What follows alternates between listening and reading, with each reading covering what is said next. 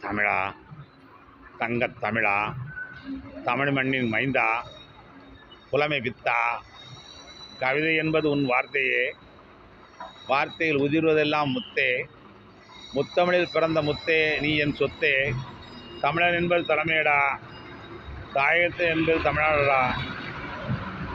பேசுவது கலைஞன், கேட்பவன் எல்லாம் கலைஞன், கலைஞனுக்கு கலைஞன் யார் என்று கேட்டால் அவனும் ஒரு கலைஞன். தமிழ் மொழியாம் தாய்மொழியில் பேசத் தெரிந்தவன் எல்லாம் தமிழன்.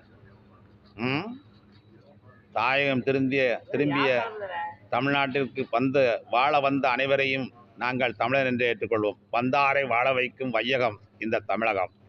ஆக எங்கு பிறந்தாலும் எங்கு வளர்ந்தாலும் இங்கு தஞ்சம் புகுந்தவர் எல்லோரும் எங்கள் தாய்மொழி தமிழை கற்றால் அவர்களையும் தமிழன் என்றே அழைப்போம். ஏனென்றால் தமிழ் வாழ வைக்கும், தமிழ் கொடுக்கும், தமிழ் கற்றுக் கொடுக்கும், தமிழ் பேசச் சொல்லிக் கொடுக்கும்.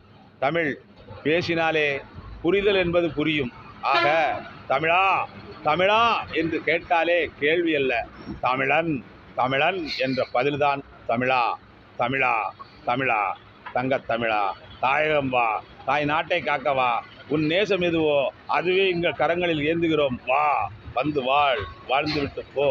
நீ வாழ்ந்தாலே போதும், தமிழும் வாழும், தமிழ் பரம்பரையும் வாழும். தாயகம் இதுவே, தலைமகன் கூப்பிடுகிறேன், வா, அழைக்கிறேன் கலைஞன் வா. இன்று ஏப்ரல் 14 தாய் தமிழ் பிறந்த தினம், தமிழ் புத்தாண்டு. ஆக கொண்டாடுவோம், மகிழ்வோம். வாழ்க வளமுடன். அன்பே சிவம். ஏசையா வாழ்க. அல்லாஹு அக்பர். அல்லாஹ் சல்லல்லா என்ற இறைவன் எல்லா மக்களுக்கும் உண்டு, தமிழனுக்கும் உண்டு. இறைவன் என்பவன் எவரேனும் இருப்பான் என்று நினைத்தால் சிவன் என்ற ஒருவன் உண்டு. நன்றி, வணக்கம்.